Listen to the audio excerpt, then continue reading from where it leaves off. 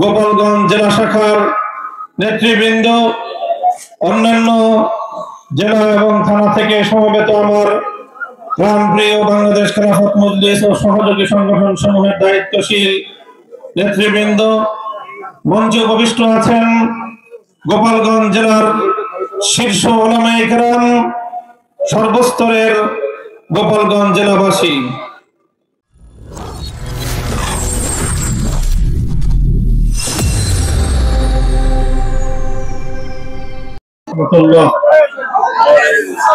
আলহামদুলিল্লাহ রাব্বিল আলামিন ওয়াসসালাতু ওয়াসসালামু আলা সাইয়্যিদিল আম্বিয়া ওয়াল মুরসালিন ওয়া আলা আলিহি ওয়া আসহাবিহি আজমাইন।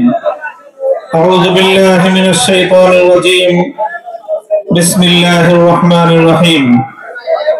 ওয়ালা তাহসাবান্নাল্লাহা গাফিলান আম্মা ইয়া'মালুয যালিমুন। সাদাকাল্লাহুল আযীম।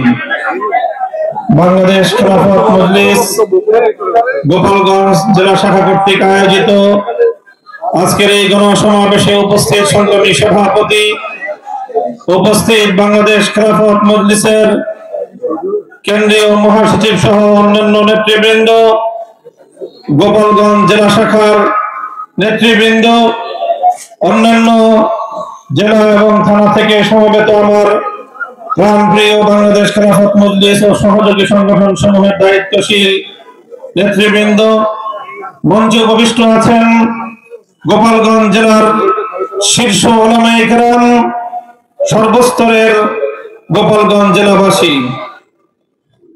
আমি এই জনপদ তথা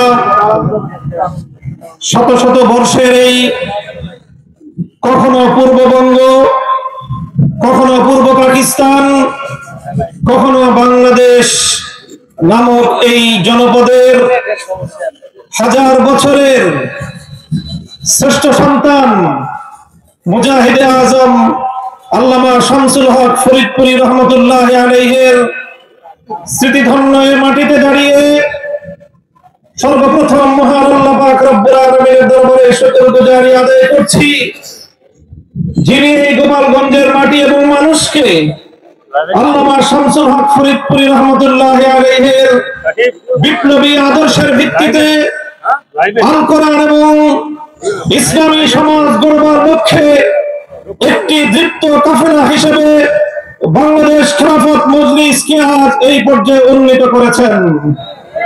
আমরা স্বপ্ন দেখতে পারি ইনশাআল্লাহ আগামীর গোপালগঞ্জ হবে ইসলামের গোপালগঞ্জ, আগামীর গোপালগঞ্জ হবে আল্লামা শামসুল হক ফরিদপুরের আদর্শ প্রতিষ্ঠার গোপালগঞ্জ। আগামীর গোপালগঞ্জ হবে এই জমিন থেকে সমস্ত জাহেলিয়াত, সকল বর্বরতা, অন্যায়, জুলুম এবং ফ্যাসিবাদের বিরুদ্ধে রুখে দাঁড়ানোর একমাত্র গোপালগঞ্জ।